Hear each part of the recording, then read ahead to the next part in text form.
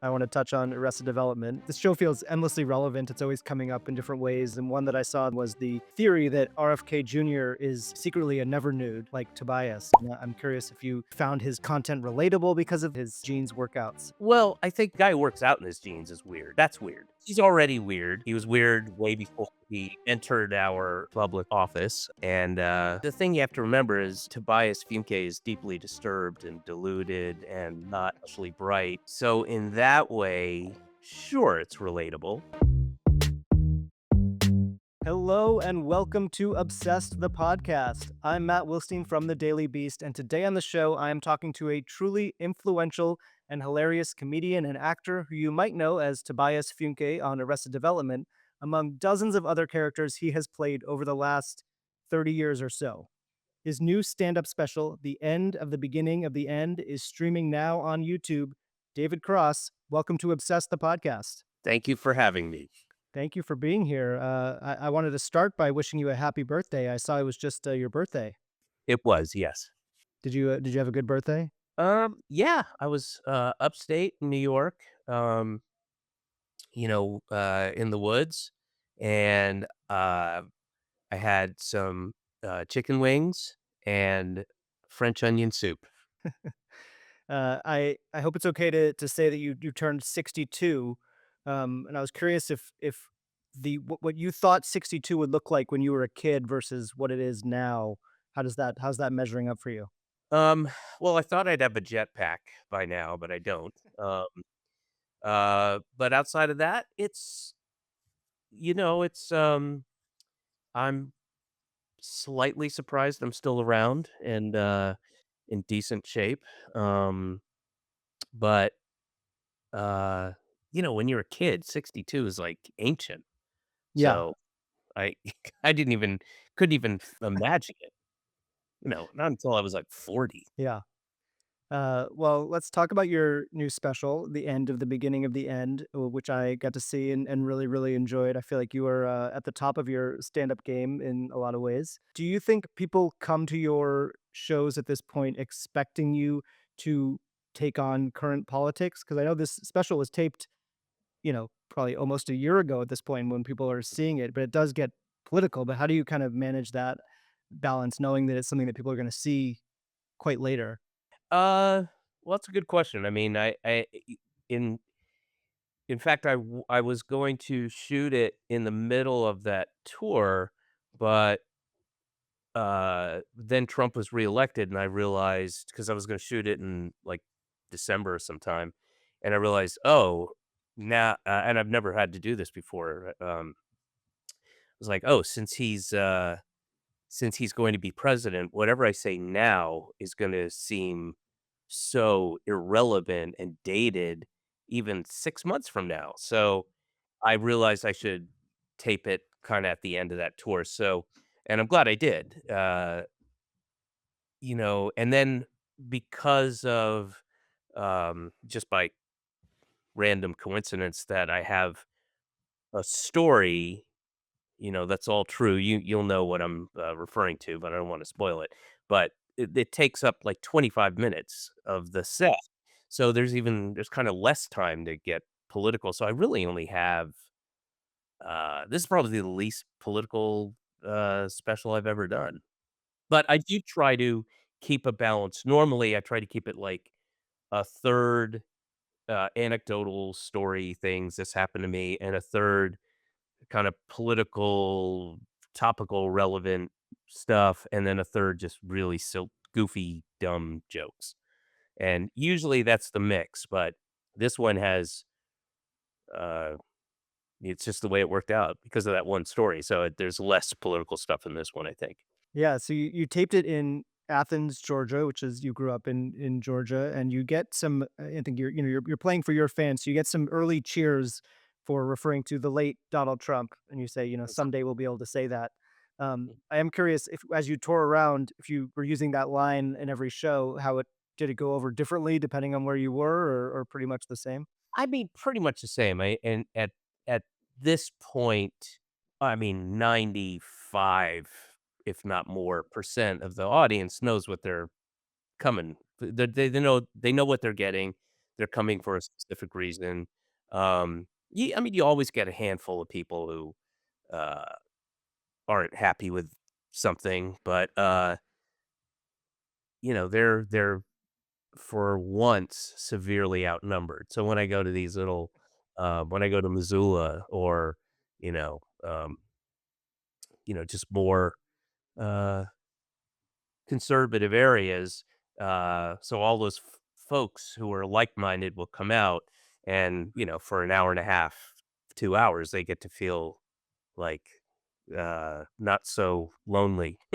Have you had moments of, hecklers or people who don't agree with you politically kind of telling you what they think? Oh, yeah, yeah, and that's a treat. I mean, I'm more than happy to go toe to toe. They usually, it's also unfair because I have a microphone and the audience behind me, and I do this for a living, so it usually ends up being, uh, if nothing else, kind of a satisfying little diversion within the set, you know? But I also try to be respectful and, because people will turn on them, and I'll go, "No, no, no, let's hear him out. Let's hear him out." And, but, again, it's at this point, maybe 10 years ago, 8 years ago, but at this point, people pretty much know what they're getting. The Democrats are like when you go to the dog park, right? And all the dogs are running around, right? And they're just being dogs. They're doing what dogs do. They're barking and they're showing their teeth and they're running around. They're shitting on everything, tearing stuff up, humping underage dogs, and you know. And then there's like a dog who's particularly rambunctious and destructive, and then the Democrats are like the person going like, Apollo, stop it. Stop it, Apollo. That's not how we act. I'm gonna have to punish you. Apollo, don't do that. That's not, I'm sorry.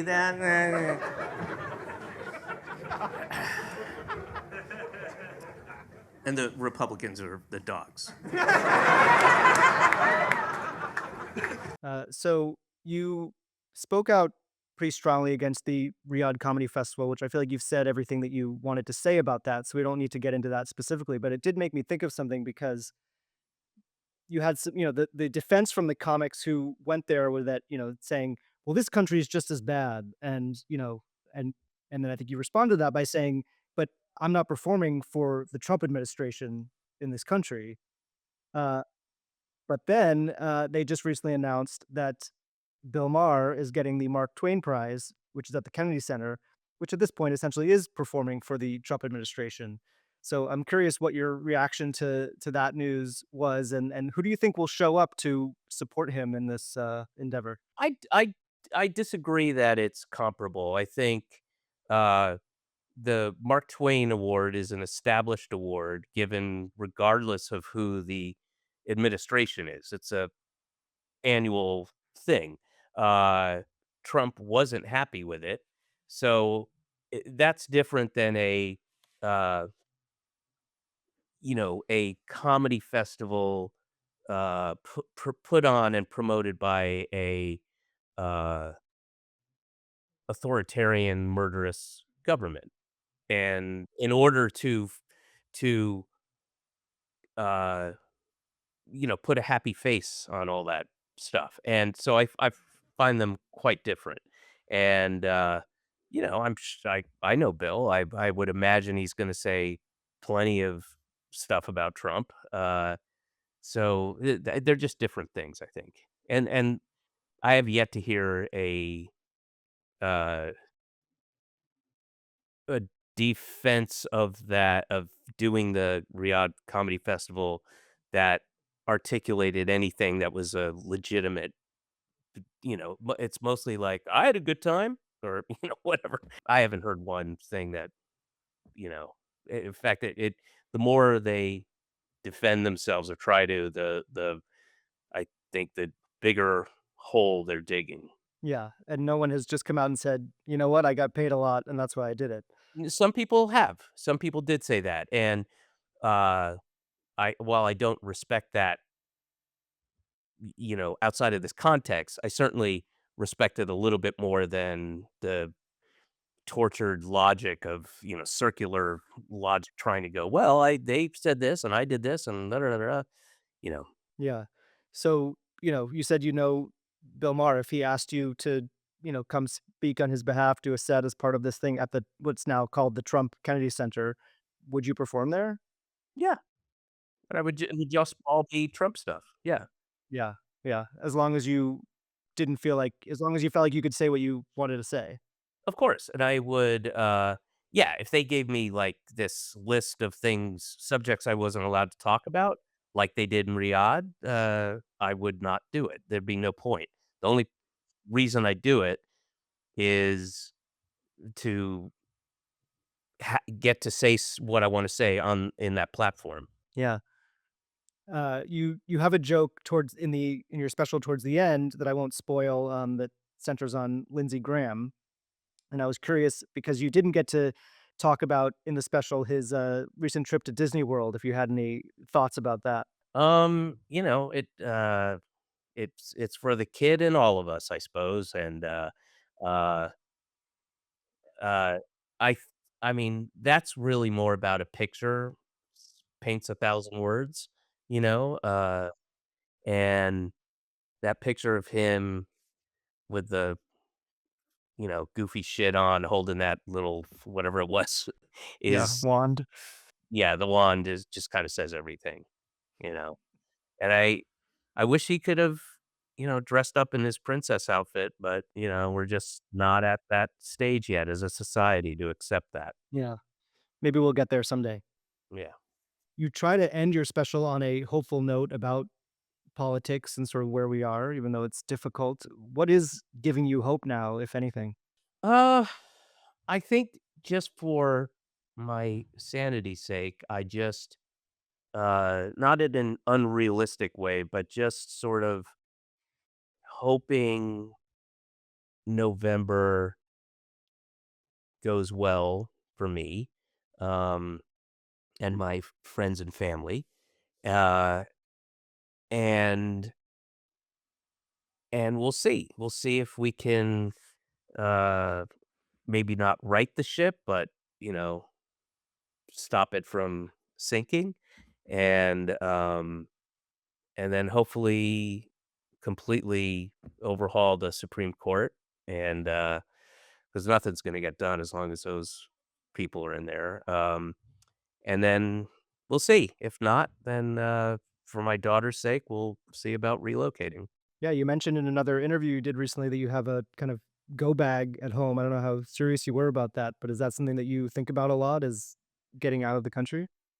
Well, in just in practical terms, yeah, and it's I'd be fine, my wife would be fine, but we have a daughter, and I don't, wanna raise her in a and we do live in Brooklyn, so we'll have way advance notice of shit happening before it gets to us, but, uh, I want her to grow up in a place where diversity, equity, and inclusion is celebrated, and not in a uh, white Christian nationalist uh, country. I'll move, and I I have dual citizenship with the UK, so we can go there. She loves London. She's been there. I love it. My wife loves it. That helps. Want to get her good education and just so she can grow up and be whoever, uh, whatever she wants to be. So what I want to do now is sort of a career speed round where we go through some of your credits. You have over 150 acting credits on IMDb. I don't know if you know that, but we're just going to talk about a few of them. Um, but uh, I want to start with Mr. Show, which I have to tell you, and I think I've probably told you this before when we've talked, that was just the most influential comedy show on me, when I was coming up, and I think, I was watching it in when I was in college, and, started a college sketch group that was basically trying to do exactly what you guys were doing on Mr. Show. That's great. And yeah, so I think when you think back on that show, what was it that you were real what was the thing that you were really trying to do that you didn't see out there already? Well, I mean, just I mean, you saw it. It's Mr. Show. I don't I mean, there wasn't it that was the thing that, Bob and I, it was very important for us to shoot it live, and use there's no sweetening, there's no laugh track ever. I mean, yeah, we would play the videos, on a big screen to the audience, so any laughter you hear is all legit, and, and, try to keep that energy, going, which is, we were able to, after a couple years, get the taping of an episode down to, like, 43 minutes with stop downs and resets and stuff, and that is goes a long way to keeping an audience excited and just the show going, and so I think that kinda thing was captured, uh, and but yeah, as far as, like, the the thing itself, that would be Mr. Show. You've said that Bob Odenkirk's dramatic transformation didn't surprise you based on, what you knew about him. What about his action star turn? Are you surprised by that?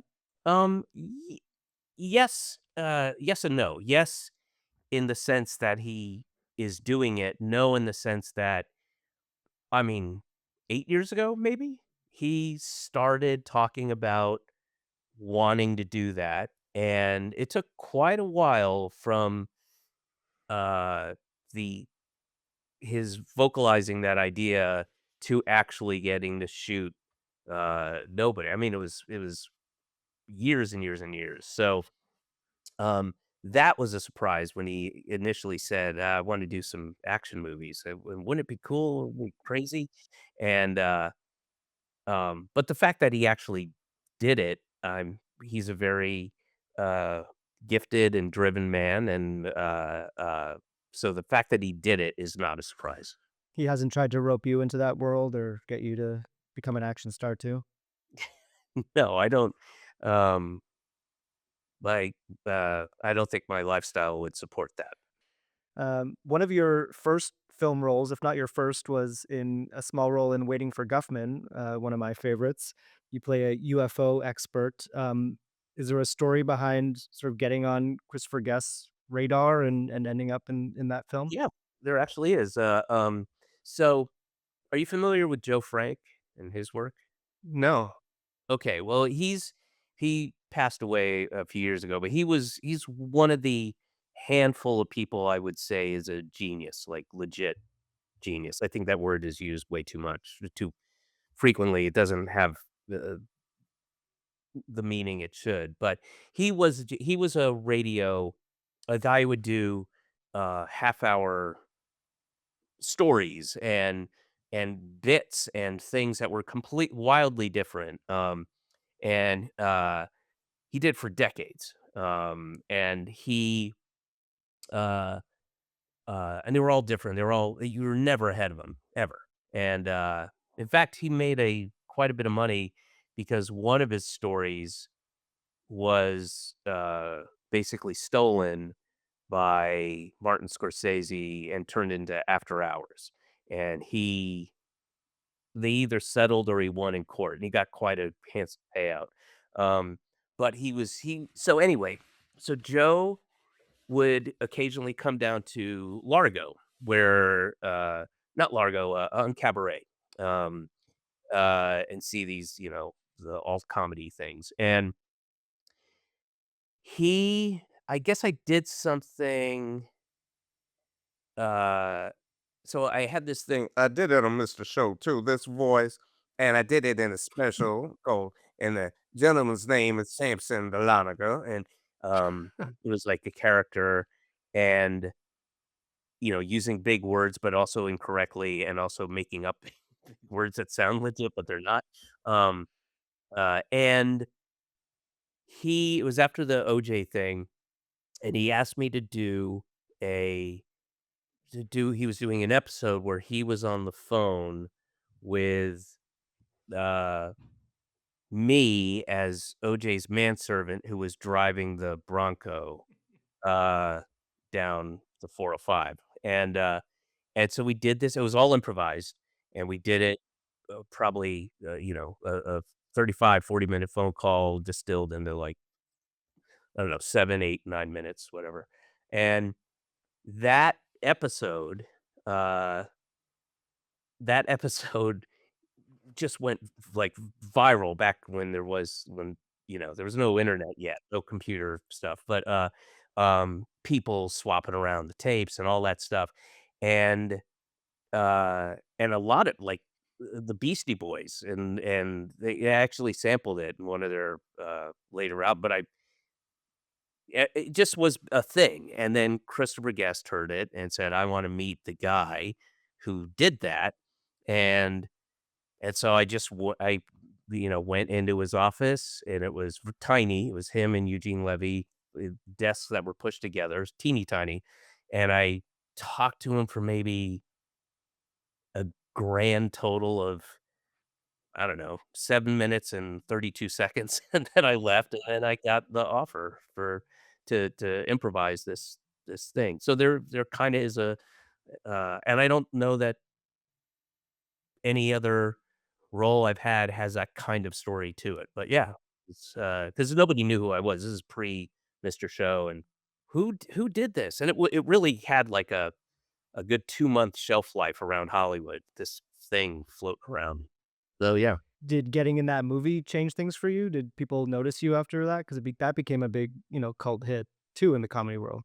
Yeah, by then, by the time it had come out and people were talking about it and stuff, Mr. Show was already kinda going, so it was just, part and parcel of that change that uh, my career went through.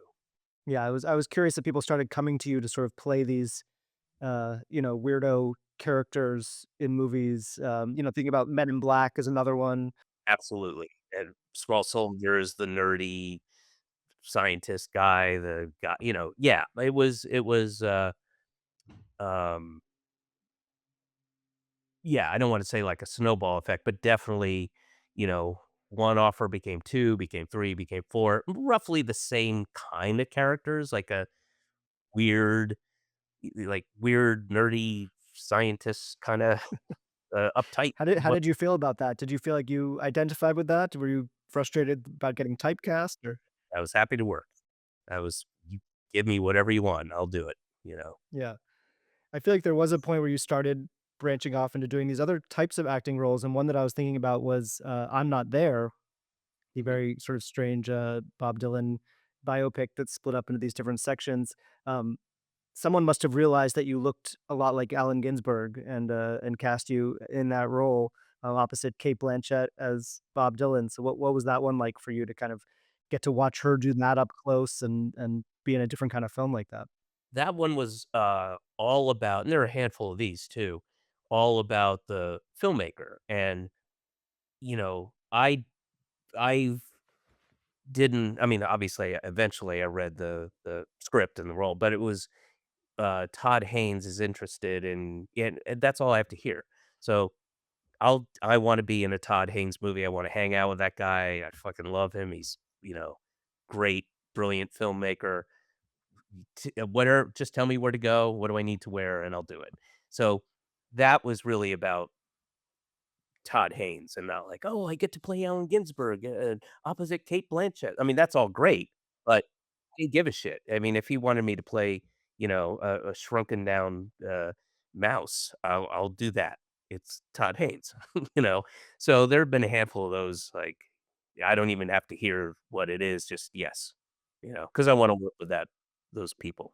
What about acting opposite people? I mean, whether it's, Kate Blanchett or anyone else you've been in scenes with, do you feel like you learn about acting from acting in close proximity to these people? Sure, sometimes, yeah. Um, uh, I'm always, interested in and, try to be as respectful as I can to somebody else's process, which may be wildly different than mine. Um, and in that way, I learn, like, what they do to achieve that place they have to go to. Sometimes it's not for me, that's just not how I operate. best, but it's always interesting. Yeah. At one point in this special, you jokingly refer to yourself as the guy from the Chipmunks movies. So I did want to briefly touch on that one because I think you've found ways to joke about it over the years, but also, I know it was not the best experience for you. Do you have any regrets now about either agreeing to do those movies or deciding to publicly speak out against them? Um, I have no, regrets. The only thing I've talked about in a negative sense was the very initial reaction to me doing them, which I was at fault for being too sensitive to that stuff, but I'm talking about, like, a week, and then the only I had a I wouldn't say it was a great time, but I I had a good time on the first 2 movies. The only negative experience I had was on the 3rd movie, which I was contractually obligated to do, and they were just so shitty to me from the jump. I mean, they were inexplicably. I think I contributed quite a bit to this billion-dollar franchise, Hmm. and I improvised a lot, and kind of, I still get stopped all over the world, on a beach, but in the Indian Ocean where there was nobody. People recognize me in Mozambique. I mean, I'm telling you all over the world, China. Is that Um, the thing that you get recognized for most? Probably, yeah. I mean, it's depends on the Yeah, depends on where you are, I guess. yeah, it depends on the and also the crowd and the person, but, it's certainly up there, and they were just so awful to me. I don't know what the deal was, but right from the beginning, and I was in London because 'cause we'd been asking for a year, like, am I gonna be? Because we knew they were gonna do a 3rd one, am I gonna be in it? Am I? Because I was in pre-production for a show, the 2nd series of Todd Margaret, and I'm there with my, now wife and, basically living there, and we're writing, and we're in pre-production, and there's, I don't know, what, 50 to 75 people depended upon me and this show going for their jobs that have not taken other job. It was just, and they know better, and we asked and asked and asked, and "We don't know, we're not sure, could be, maybe, we don't know."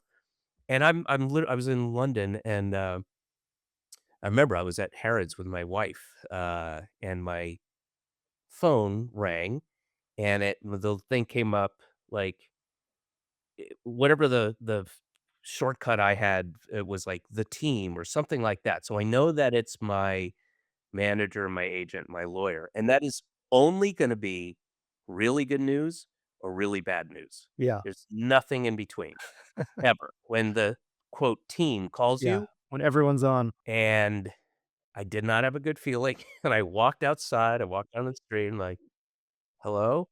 And my manager gets on, he goes, "Hey, are you sitting down?" And I go, "What?" And so they are going to use you in, the 3rd Chipmunks movie. I'm like, "Oh, man, well, alright, well, I'll have to figure that." And as I'm talking about, like, we'll figure out a break in the pre-product he suddenly goes, um, "They need you to get they need you to get on a plane, uh, on January 3rd." This is, around Christmas. "You have to be in Hawaii on January 3rd." I'm like, "What?" Like, that's in a couple days, and, I gotta go to New York at least and get clothes. I can't it was just crazy, and they were like they said, "If you're not there, they will sue you," and, like, we haven't even had this conversation. It was so crazy, and it got worse from there. It just got worse and worse and worse, and then they were doing, like, shitty things on purpose. I don't and I don't know. I don't know what to tell you. So you're not gonna be in any more Chipmunks movies? I would never work with any of those people again for the rest of my life. They were just so awful to me.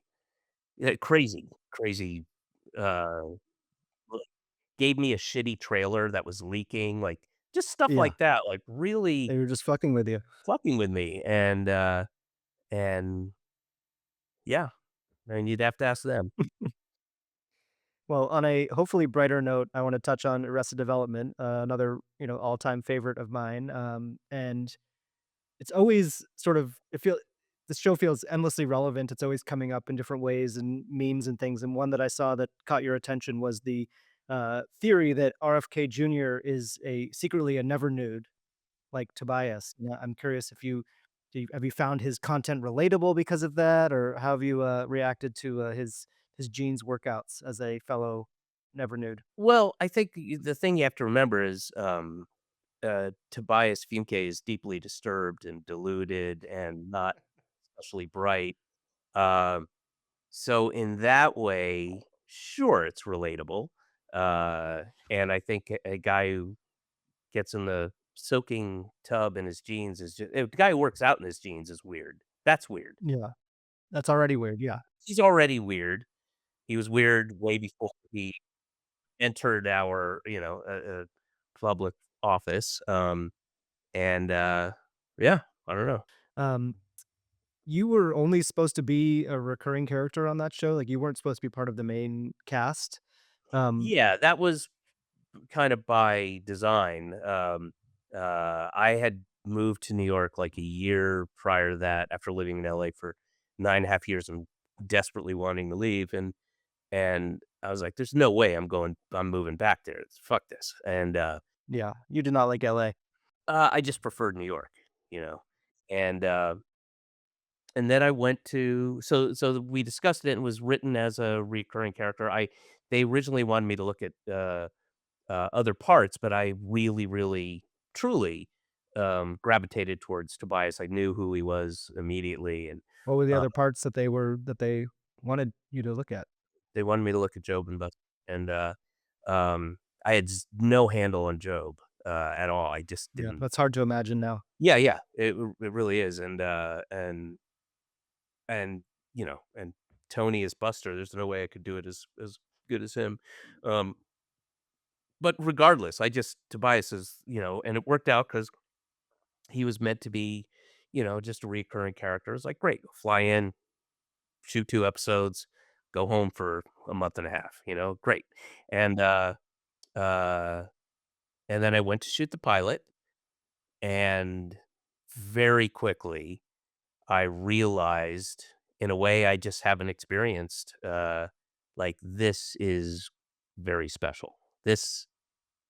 The cast is amazing and the way we're doing it, and they're letting us kinda improvise and find stuff, and, like, this is by the 3rd day of shooting I think it was like a 10-day shoot, by the 3rd day, I was like, I have to do this," and I remember calling my then girlfriend, I remember very vividly, and just saying, "I think I have to do this, I'm sorry," and, the shot shot the pilot, we kinda renegotiated if it did go, and then it went, and the rest is,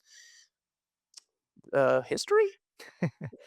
How do you think about those first, 2 or 3 seasons now versus when you came back years and years later?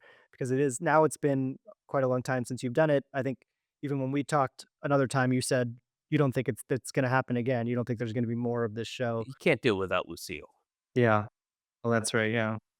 there's it and it shouldn't. I mean, to be fair, season 5 was a disaster, and it was, there were all kinds of problems, and it was a Because of the way it was designed or because of just things that were happening or I don't know the specifics, I just know, like, we were constantly doing reshoots, the scripts were changing in a way that is not good for any actor, let alone some of the older actors who, had difficulty, um, and it was really hard for them, really har I mean, you're memorizing a thing, and the scripts are always long, and you memorize these scenes, and then they'd be rewritten at night, they'd give you a new script, and you go memorize that,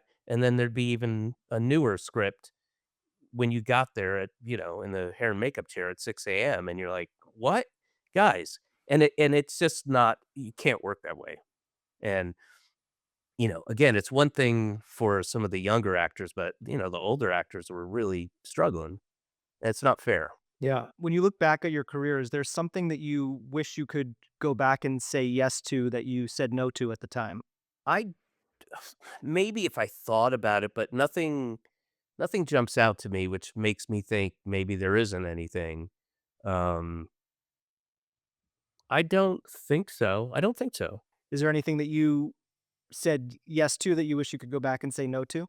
I mean, not really. There have been a couple of, I mean, nothing that is so, was so awful that I wish I could go back in time and never do it. But there were certainly a handful of projects I did, uh, where I thought it was gonna be one thing and it just turned out to be another thing.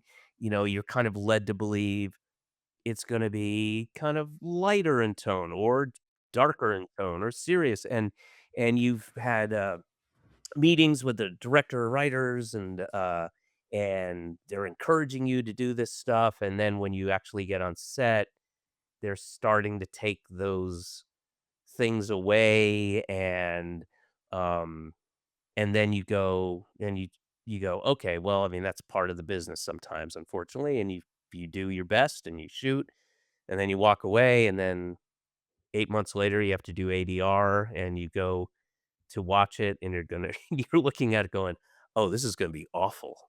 I will never watch this. This is not good at all.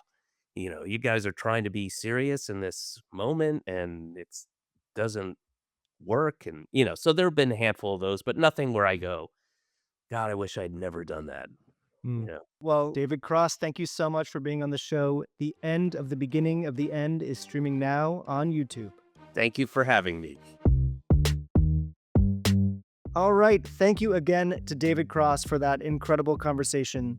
You can stream his new special, The End of the Beginning of the End, on YouTube, where I hope you're also watching us at the Obsessed channel. Please follow us there, leave a comment, let us know what you think of the show. You can also leave us a rating and review on Apple Podcasts or Spotify. It really helps us grow our audience, and we want to hear from you. So thank you so much to our producers, Rachel Passer and Devin Rogerino, and we'll be back with an all-new episode of Obsessed the Podcast very soon.